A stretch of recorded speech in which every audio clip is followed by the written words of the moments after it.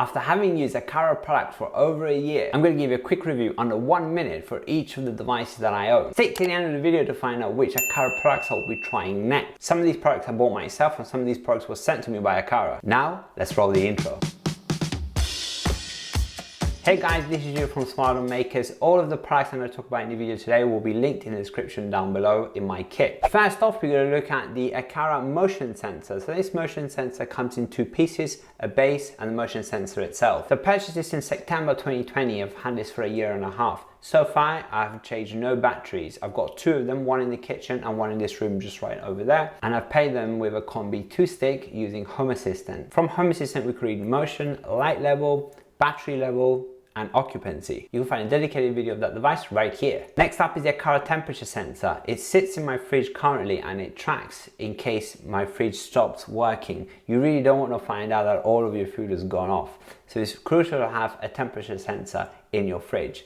There's many applications where you can use this temperature sensor. You can also use the temperature sensor information into some smart heating control, so you can expand your Nest or your Tado thermostat capabilities by having more data points to do averages perhaps with templating in Home Assistant. If you want to find out how to do that in Home Assistant, leave a comment in the description down below and I'll get around to do that video for you. The temperature sensor also gives you humidity, which is also quite useful for things like checking out if the plant has been watered or not. The Aqara contact sensor was my first Aqara device that I got in August 2020. I actually made a dedicated video here. It's quite an old video about it, but you can find out how I used it back in the day. But what I did since then, I actually used it in a garage door to find out if my garage door is open or not, and I use that with other automations.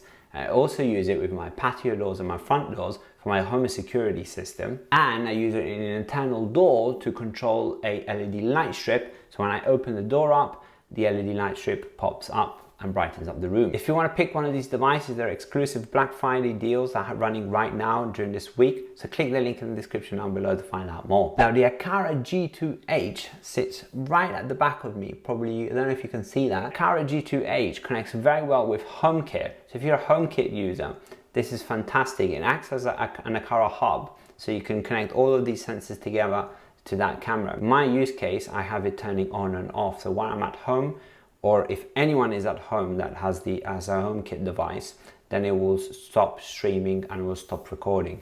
If I actually do leave the home, it will start recording and it also allows you to stream the device. It also uses HomeKit Secure Video, which is a great latest feature. It also has a little SD card within the device itself for some local recording. To be honest, luckily, I've never had to actually look at the footage any time apart from when I was testing the device, because I've had a use case for it. But it's good that it's there just in case something happens. Now, one of the most underrated sensors is the water leak sensor. No one actually ever talks about it. I made a dedicated video about me testing this Aqara water leak sensor. And actually, very recently, it came useful because my washing machine broke where this water leak sensor is. I actually tweeted it on Twitter.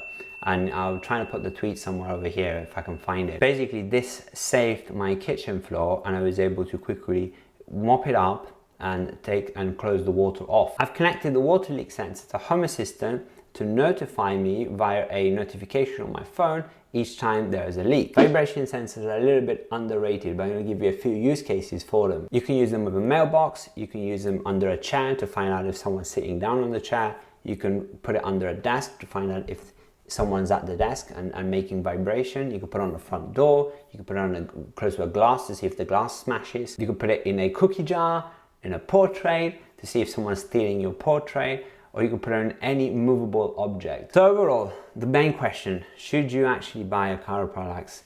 Well, I have to say yes, absolutely, 100%. I recommend all of these products. I've had no faults or issues with any of the products that I have got. Also, they had tremendous battery life. So far, I haven't had to change even one battery, and I use these extensively to do these tests, but also in my smart home, they get used all the time. Coming soon on the channel, we're going to see the Aqara blind. I'm going to be installing that. Also curious to see the Aqara wall switch and the Aqara wall module and see how they're going to be complementing my smart home. If you don't want to miss those videos, subscribe to the channel right now and ding that notification bell. I'm going to leave you with my playlist with all of the Aqara reviews that I've made in the past. This is Gio from Smart Home Makers. See you in the next one. Ciao.